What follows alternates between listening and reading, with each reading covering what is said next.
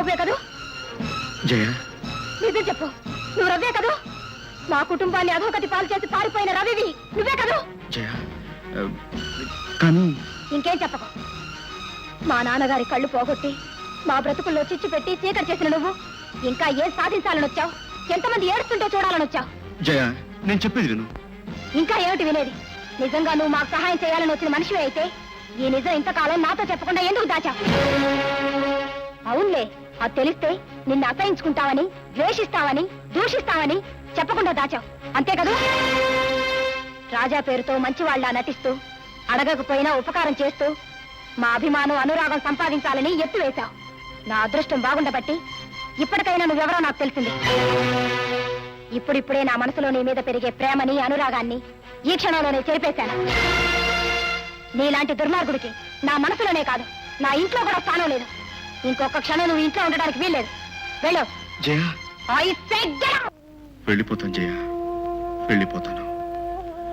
ఇన్నేళ్ళు నా అన్న వాళ్ళు ఎవరూ లేకుండా ఎడారి లాంటి బ్రతుకులు అనాథగా బ్రతికిన నేను మళ్ళీ అక్కడికే వెళ్ళిపోతాను.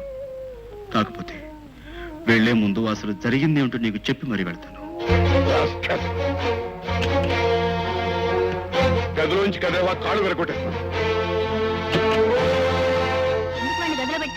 తెలీదు, నువ్వు మాట్లాడిస్తారట. ఈ రోజంతా వాడికి కూడు నీళ్ళు ఇవ్వద్దు, అప్పుడు కానీ వెతకు బుద్ధి రాదు. పాపం జైకి ఎలా ఉందో, మందేసుకుందో లేదో ఓసారి వెళ్ళి చూసి రావాలి.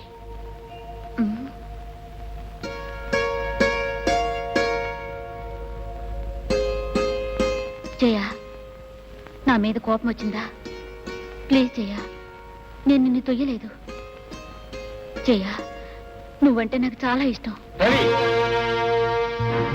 చేసింది చాలేదా? మళ్ళీ ఎందుకు వచ్చావు ఇక్కడికి? ఆ చచ్చిందో చూద్దావునా? వెనుక నుంచి అంకుల్, మళ్ళీ అడుగు పెట్టేవాడు కాళ్ళు వెళ్ళి అంకుల్, అంకుల్, వెళ్ళు.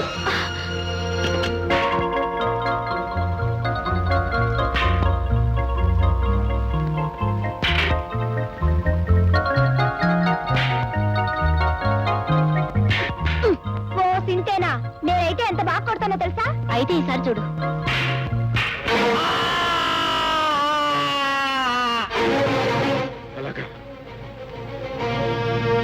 ఏమండి? రవి, ఆగు! రవి!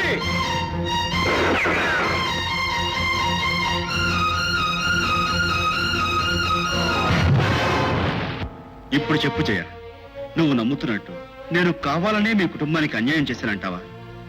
చెప్పు జయ, చెప్పు. ఇంకా నీకు నా మీద కోపం తగ్గలేదనుకుంటాను. జీవితంలో ఏ ప్రేమకు నోచుకుని మనిషిని కనీసం నాకు ఇష్టమైన నీకైనా దగ్గర అవ్వాలనుకున్నాను. ఆ అదృష్టం కూడా లేదని అర్థమవుతుంది. పూజించే దేవతే శపిస్తే భక్తుడికి ఇంకా దిక్కెవరు? వెళ్ళిపోతాను జయ, వెళ్ళిపోతాను.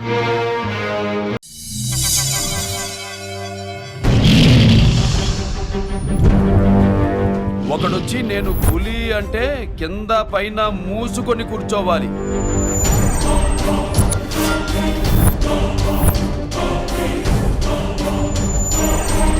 నేను చెయ్యి చాచినప్పుడే సెకండ్ ఇవ్వు.